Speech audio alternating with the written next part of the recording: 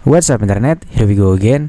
Kali ini kita akan membahas alur sebuah film yang berjudul Fangirl, menceritakan tentang seorang fans garis keras yang benar-benar menyukai idolanya. Dia pun sampai ngikutin idolanya itu secara diam-diam sampai pada akhirnya dia pun ketahuan. Dan ketika ketahuan itulah dia pun akhirnya mengetahui semua yang dilakukan oleh idolanya itu.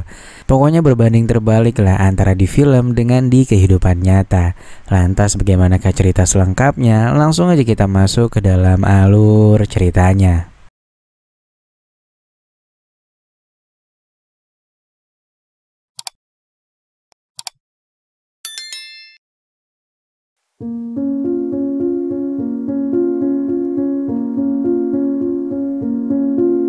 Film dimulai dengan menampilkan seorang siswi cantik bernama Jane. Jane yang kala itu sedang berada di angkutan kota pun terpantau sedang menonton film yang diperankan oleh idolanya yang bernama Paolo. Lantas ketika di kelas dia pun membaca sebuah artikel kalau Paolo idolanya tengah melakukan meet and greet di sebuah mall. Akhirnya karena nggak mau ketinggalan dan pingin lihat idolanya, Jane pun memutuskan untuk cabut sekolah di jam istirahat. Padahal setelah istirahat dia tuh ada ujian yang cukup penting cuy. Singkat cerita, Jane begitu bahagia bisa menyaksikan secara langsung idolanya itu bernyanyi dengan jarak yang sangat dekat. Aksi kedipan mata dari Paolo pun membuat Jane seketika terpaku dengan tatapannya. Melihat romantisnya Paolo dengan lawan main di film terbarunya itu pun membuat semua orang histeris akan romantisme mereka berdua. Jane pun menganggap bahwa Paolo adalah pria yang sangat sempurna di matanya. Lalu di saat Paolo hendak akan pulang, Paolo terlihat dikelilingi oleh kerumunan penggemarnya. Namun di sini saking sukanya dengan Paolo, Jane malah bertindak di luar nurul dengan menaiki mobil idolanya itu yang kebetulan berjenis double cabin dan ada lost baknya. Saat itu Jane sebenarnya cuma mau tahu di mana sebenarnya idolanya itu tinggal karena diketahui Paolo memang merupakan sosok idola yang cukup tertutup. Lantas di tengah jalan, Paolo pun memberhentikan mobilnya dan ternyata dia mau ngising di pinggir jalan cuy. Jane pun melongok dan ternyata Paolo punya burung yang cukup jumbo. Lantas ia pun memfotonya dan mengirimkan gambar tersebut ke temannya sembari berkata bahwa pusakanya sangat besar. Namun sayangnya pesannya nggak terkirim karena kuotanya habis nih. Sembari terus melihat foto burungnya, Jane pun akhirnya tertidur pulas. Lantas di malam harinya mobil pun berhenti di sebuah rumah mewah, namun gelap banget cuy, kayak udah nggak kurus gitu dan udah kosong. Jane pun masuk secara perlahan dan kebetulan pintunya nggak terkunci. Dia pun melihat-lihat sisi rumahnya sampai dia pun berpapasan dengan idolanya, namun malah dikira maling. Karena Jane lari, Paolo pun meneriakinya. Lantas ketika udah kepepet, barulah Jane bilang kalau dia adalah penggemar beratnya. Dia pun mengatakan kalau dia udah menonton semua film-filmnya sejak awal Paolo berkarir sampai yang kemarin baru tayang. Dia pun hari ini rela nggak ikut ujian cuma buat bisa datang ke meet and greet-nya Paolo. Akhirnya setelah menyebutkan semua itu, Paolo pun akhirnya percaya kalau dia adalah fansnya. Jane lalu diajak masuk rumahnya dan atas kejadian tadi Jane pun juga sempat mengalami luka dan dia diobatin sama Paolo. Jane pun berhayal kalau dia dan Paolo ada di satu frame dan mereka memainkan film yang sama. Jane benar-benar ngerasa bahagia saat itu karena bisa diobatin sama idolanya sendiri cuy. Lantas setelah beres dan karena sekarang udah larut malam, Paolo pun memintanya untuk beristirahat di kamar atas sementara Paolo akan istirahat di sofa aja. Dia pun bilang kalau besok dia akan mengantarnya ke stasiun terdekat agar Jane gak kesasar di sini karena memang daerahnya lumayan terpencil. Sampai sejauh ini Jane pun percaya kalau idolanya itu benar-benar orang yang baik. Bahkan ketika Jane mengajaknya untuk istirahat di kamar yang sama aja, Paolo tetap menolaknya. Entahlah, mungkin karena Jane masih pelajar kali ya. Lantas di tengah malam, Jane yang gak bisa tidur lalu turun ke bawah dan melihat Paolo yang sedang tidur di ruangan tamu. Secara diam-diam Jane pun berselfie bersama hingga membuat Paolo terbangun dari tidurnya. Akhirnya karena Jane bilang kalau dia gak bisa tidur, Paolo pun mengajaknya mengobrol. Jen pun ditawarin minum-minum cantik sama Paulo. Jen sebenarnya anak baik cuy, dia juga nggak pernah minum. Tapi untuk membuat Paulo senang, Jen pun jadi ikut minum.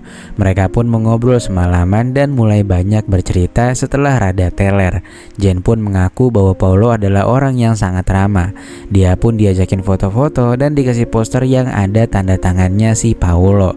Mereka pun dengan cepat menjadi sangat akrab dan bener-bener cuy, mereka jadi deket banget. Apalagi pas Jen minta Paulo untuk nyanyiin sebuah lagu. Ketika itu Jen pun bahagia banget sampai berhayal lagi nih kalau Jen adalah kekasihnya Paulo. Lantas setelah itu Jen pun jackpot karena udah terlalu teler. Dan ketika itu Paulo pun langsung memintanya untuk istirahat saat itu juga. Jen yang malam itu udah teler dan udah ngantuk berat pun setengah sadar pas Paulo memasuki kamarnya lalu memberikannya sebuah selimut. Jen masih belum sadar nih, namun dari wajahnya menunjukkan kalau dia lagi menikmati gempuran dari Paulo.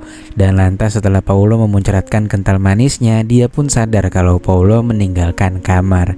Lantas pada keesokan paginya, Jen pun terbangun sudah dalam keadaan yang gak pakai apa-apa. Mereka lalu mengobrol sembari memakan roti. Dari wajahnya Jen terlihat gak berekspresi seperti sebelumnya, dan dia juga jadi mulai murung. Lantas setelah beres sarapan, Paulo pun langsung mengantarkan Jen untuk ke halte terdekat. Selama perjalanan Jen masih aja nih gak berkata sedikit pun. Sampai akhirnya di pinggir jalan terlihat sebuah keluarga muda yang mana mereka tengah menggendong seorang anak. Melihat hal itu Paulo pun tiba-tiba kesel dan seakan gak terima. Sepanjang perjalanan dia pun terus berkata kasar tanpa alasan yang jelas. Hal itu pun membuat Jen sangat takut dan akhirnya menanyakan apa yang terjadi. Awalnya Paulo nggak mau menceritakan apapun. Namun ketika mulai tenang, Paulo pun berkata bahwa wanita tadi pernah berpusreng dengannya dan itu adalah anaknya cuy. Mendengar hal itu Jen pun syok berat. Dia nggak menduga bahwa idolanya benar-benar sama aja kayak cowok nakal pada umumnya. Jen pun benar-benar sedih, apalagi semalam Jen baru menerima asupan dari Paulo. Akhirnya karena terus menangis, Paulo pun memberhentikan mobilnya dan cerita kalau dia sebenarnya mencintai wanita tadi. Dia pun minta maaf karena udah lepas kontrol dan marah-marah gak jelas. Nah sampai sejauh ini Paulo tuh masih ngira cuy kalau Jen pasti gak inget apa yang dilakukannya semalam karena udah teler banget.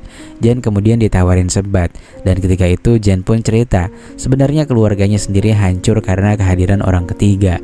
Kini kedua orang tuanya telah bahagia dengan pasangan mereka masing-masing, namun enggak dengan Jen. Dia benar-benar terluka atas perpisahan mereka, apalagi ibunya juga enggak perhatian sama dia. Akhirnya karena tak ingin bertemu orang tuanya, Jen pun memutuskan untuk menunda kepulangannya dan meminta Paulo untuk memutar balik lalu menuju ke rumahnya lagi. Paulo pun dengan senang hati menurutinya. Lalu singkatnya ketika mereka sudah berada di rumah, Paulo pun mencoba menghibur Jen dengan memberinya minuman. Ketika itu si Paulo lagi sebat tapi pakai daun pepaya kering cuy. Jen pun lalu bertanya apa efeknya menggunakan itu. Paulo pun menjelaskan semua tergantung situasi dan kondisi. Bisa bikin senang, bahagia, semangat atau sebaliknya. Jen pun jadi tertarik untuk nyobain. Dan seketika itu juga Jen pun ngefeknya malah jadi bersedih. Sampai akhirnya sesaat kemudian dia malah berenang cuy. Lantas setelah itu Jen pun dipinjemin baju sama Paulo. Dan melihat Jen yang udah basah, Paulo pun mulai mendekatinya. Akhirnya karena terbawa suasana, mereka pun jadi melaksanakan perpusrengan duniawi, namun kali ini dalam keadaan sadar cuy. Lantas gak berselang lama, Paulo menerima telepon yang membuatnya emosi. Jen pun menanyakan apa yang sedang terjadi. Bukannya menjawab, Paulo malah meminta Jen untuk mencarikannya makanan di warung terdekat. Lantas di tengah jalan, Jen melihat wanita yang tadi sempat membuat Paulo emosi. Karena takut terjadi apa-apa, Jen pun akhirnya putar balik. Setibanya di sana, Jen pun mendapati Paulo tengah bertengkar dengan wanita itu. Wanita itu ternyata meminta kepastian kapan Paulo akan menikahinya. Paulo pun memintanya untuk bersabar karena saat ini dia sedang disetting oleh agensinya dirinya untuk berpacaran dengan Bea, lawan mainnya di film terbarunya. Nah, dari sinilah Jen pun akhirnya tahu kalau Paulo itu orangnya kasar banget. Jen pun akhirnya muncul dan membantu si ibu yang terjatuh karena habis dibogem oleh Paulo. Paulo kemudian pergi dengan membawa Jen serta putranya tersebut. Jen pun terus memintanya untuk berhenti dan mengembalikan putranya itu kepada ibunya. Namun karena tak kunjung berhenti, Jen yang iba dengan wanita tadi pun akhirnya lompat lalu mengembalikan putranya itu kepada si ibu.